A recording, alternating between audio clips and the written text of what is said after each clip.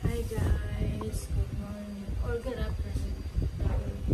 Welcome to our vlog.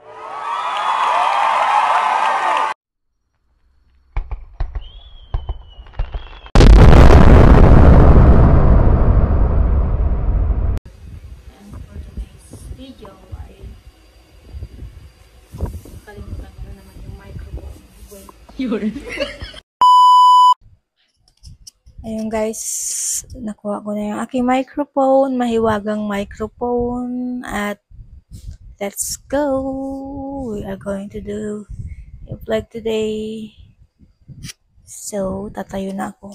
Actually, maliligo lang ako.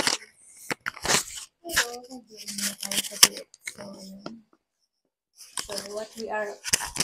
Kalimutan ko na yung mic. Idikit ko na nga. Maliligo na sana ako guys. Kaso, try ko mag-record muna ako ng video saglit. Para at least merong file or souvenir sa panahon ng tag-init sa Pilipinas. Ayan. At yung anak ko guys ay naglilinis. Ayan siya. Si bunso ko ay naglilinis guys. Labas. Say hi. May sabon pa yata konti. Mamaya na. Mag-streaming siya ulit. Tapon naman na yan tubig sa planggana. Diyan siya naligo kahapon, di ba? Tapon naman na, buhos mo na yan. Mamaya na ako maligo sa kanya.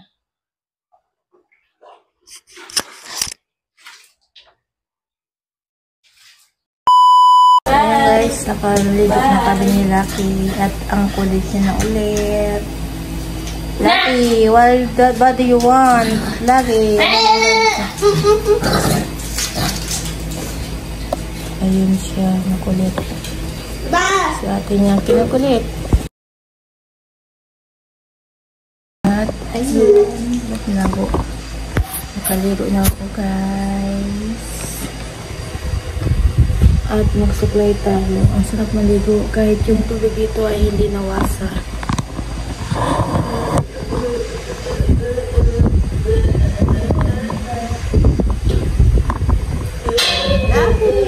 Lucky, what are you doing here? Hotdog.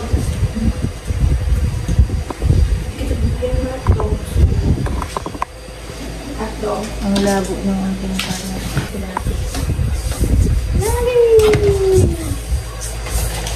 at suot ko na naman yung aking medyo paborito kasi ay kaya ang ating wala akong mic. Wala naman akong mic guys, so baka mahina naman yung boses ko. Ayan guys, naka-mic na ako ulit. Parang lahat na lang ng vlog ay may something about my microphone na lagi ko nakakalimutan kasi. By the way, i-clip ko na lang sa damit ko ulit para hindi na kasi yung hawak na parang reporter. Parang sa ulo ng mga naghahabagang balita.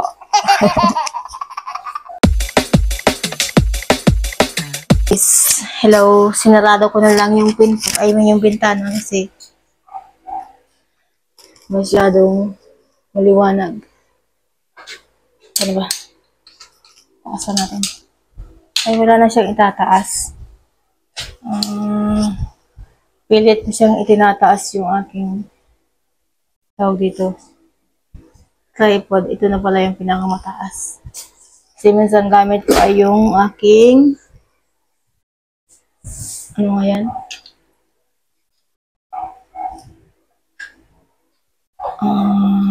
Ano tawag doon? Ring light.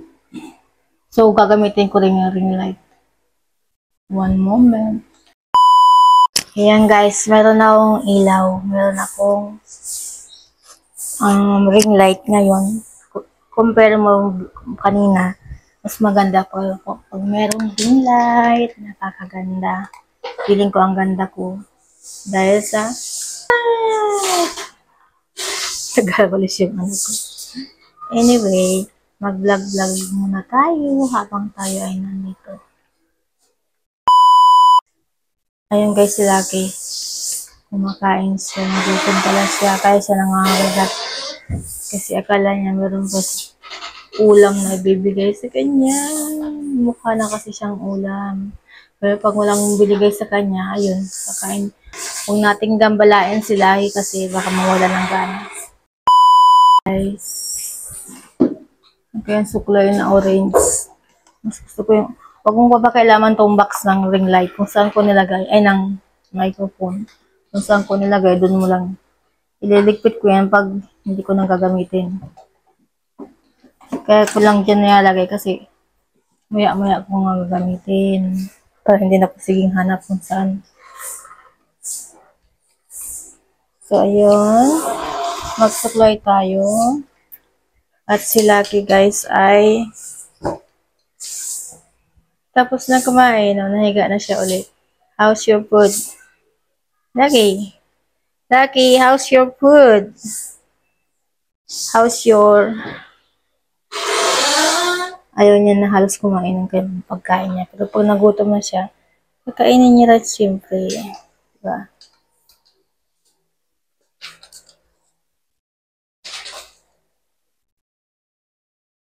Magsuklay tayo guys. Ang taba-taba ko na. Ikaw ba naman umupo? Lagi. Hindi ka tumaba. Yan yung kulay. Yan yung tunay na kulay ng buhok guys. So, kunti na lang. Ay, marami pa rin. Kalahati ng buhok ko ay may kulay. At kalahati ay wala na. Black na siya. Natural color.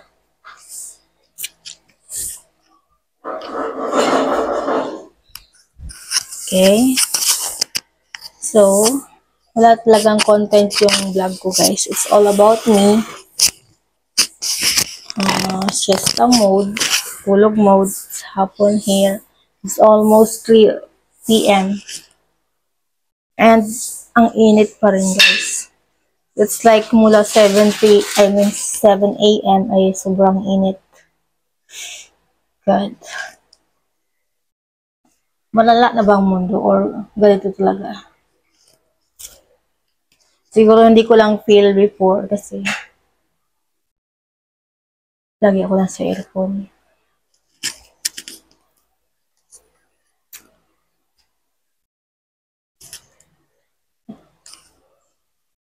Last year, andito si Tito mo, no? Tito niyo Michael. Tito Boboy niyo, andito. O, andito. Last year yung kapatid ko. And most of the time last year, ay nasa dorm ako. Nagdo-dorm pa ako sa BGC guys last year. Nag-dorm din ako for 6 months.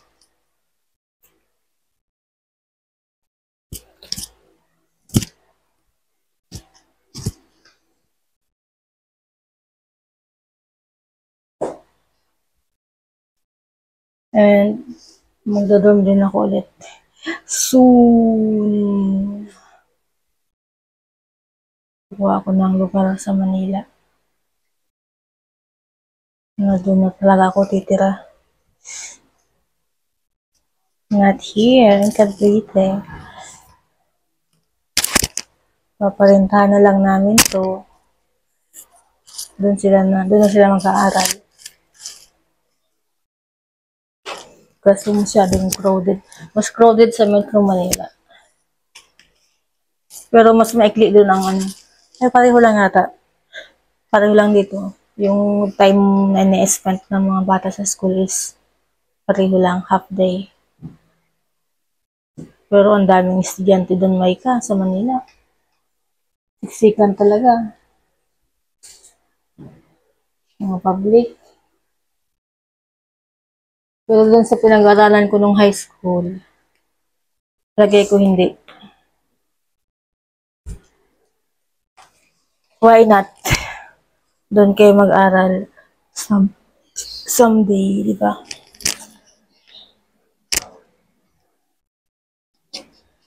Maranasan nyo rin Metro Manila. At doon din si mama magtrabaho para hindi na si mama na stress. Kasi na-stress naman talaga ako sa haba ng biyahe. Pag binabalikan ko yung mga nakaraan, anong nagiging cause, but minsan ayaw kong pumasok or tinatamad ako is napapagod talaga. Kulang sa tulog. Yung tipong may imagine mo na pag pumasok ka ngayon is same scenario. Antukin ka, hindi ka makaka-focus sa trabaho. So, most of the time, I choose not to go to work. Hindi pa ako umabsent na masakit. Although, nung pandemic time, naranasan kong dito, pandemic leave. May tinatawag na pandemic leave. 15 days leave na with pay. Kasi inuubo ako nun. Ibawal dun kung may ubo. Although hindi naman ako nagpa-test and feel ko ayaw lang magpa-test. Ayun. Suklay! Huwag ka na magkamot-kamot yun ng iyong say hi to the vlog! Say hi to them! Yeah, mas magandang dyan yan para hindi ginagawa mo ng tambakan.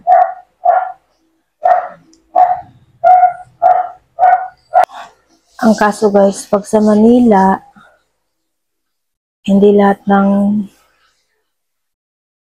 mga renting place ay nag-a-allow ng pets unless kukunin mo ay condominium or apartment. Eh, siyempre, we can't afford apartment. Kadalasan nakikita ko dun 7K. Sobrang laki na. I mean, hindi siya ganun kalaki. Pero may kwarto naman and meron naman siyang sariling CR. May kwarto isa, maliit. Siyempre, maliit lang.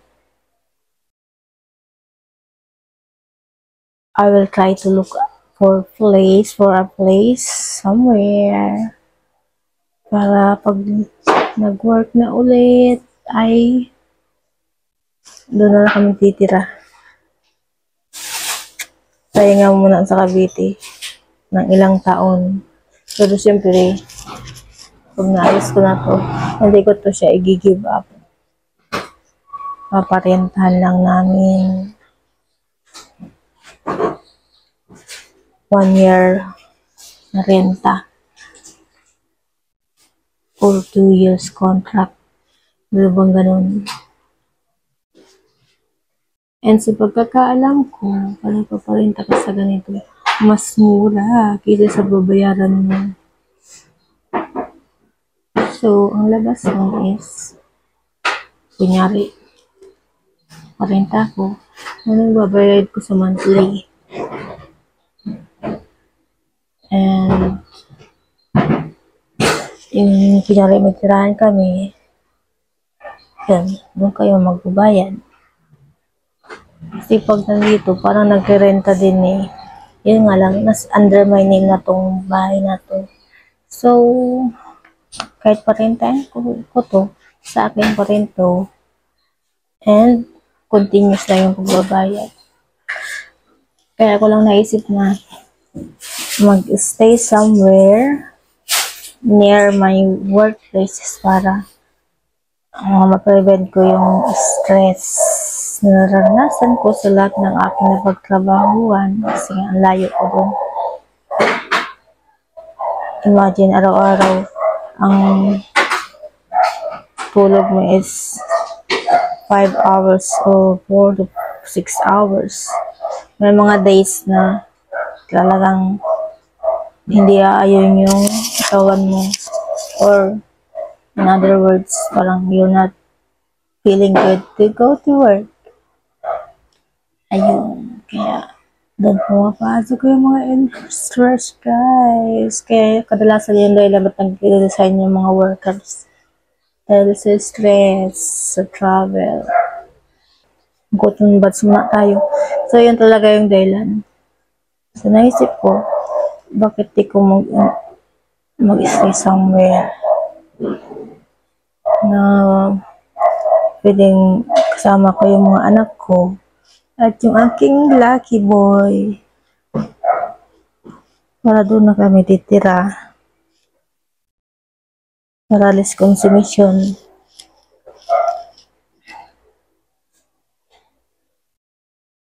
Tapos, let's say,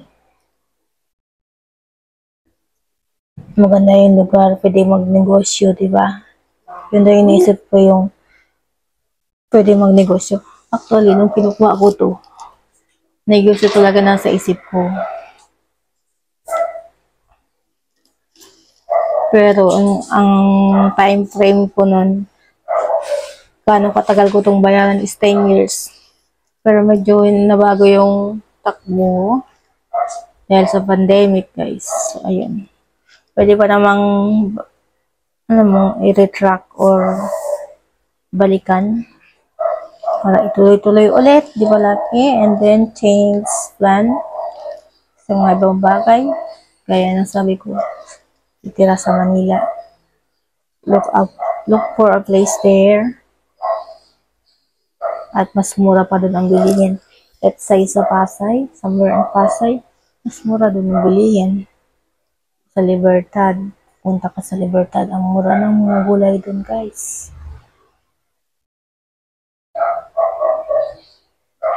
Mga prutas. Pag nagsahod ako, pupunta na ako doon. Bibili na ako ng marami. Diba? And then, stock. Good for the whole, until next sahod na yung stock. Tapos, and when it comes to my pamasahe, siyempre, malapit lang ako sa work. So, tipid. Compare na kung dito ako lagi. Ang pamasahe ko, guys, is 200 plus a day, diba? So, malaki yung mawala sa sinasahod. Kahit sabihin natin, sumasahod ng 1K a day or 1,300 a day. Wala pa rin. And then, kakain pa. Siyempre, hindi naman sa lahat ng oras nagtitipid ka. Kahit nagtitipid ka, kung nakaramdam ka ng gutom, siyempre, we need to eat something para mag-function ka sa trabaho, diba? Ayun.